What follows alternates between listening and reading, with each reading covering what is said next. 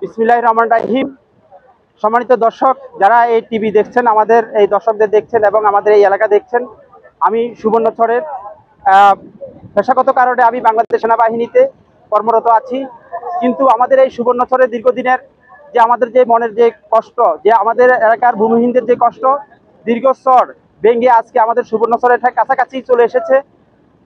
যদি সরকারি ব্যবস্থাপনা, আমাদের এই সরকার যদি আমাদের এই সুবর্ণচরের দিকে যদি নজর না দেয়, এখনো যদি তাৎক্ষণিক যদি ব্যবস্থা গ্রহণ না করে, তাহলে আমাদের এই এলাকার অনেক মানুষ ক্ষতিগ্রস্ত হবে।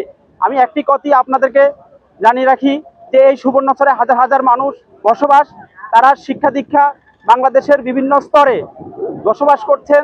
তারা আমাদের দেশে বিভিন্ন জায়গায় তারা অবদান রেখে চলেছেন।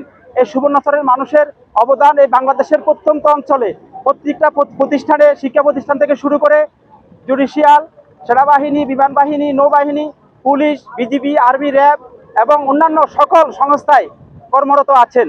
কিন্তু তাদের সকলের দাবি যে এরকম একটা সম্ভাবনাময় সুবর্ণচর এই উপজেলাকে বাঁচাতে হলে এখনই আমাদের সরকার এই ব্যবস্থা নিতে হবে এবং আমাদের এই সুবর্ণচরকে বাঁচাতে হবে।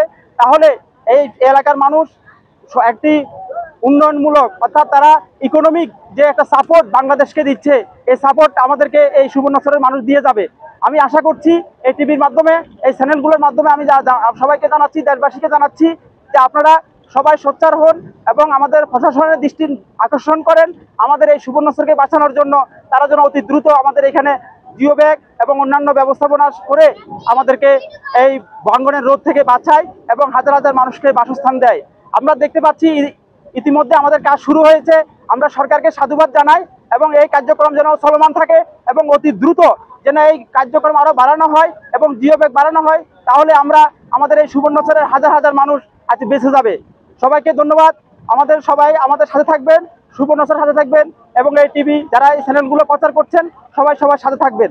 অসংখ্য ধন্যবাদ। আল্লাহ হাফেজ।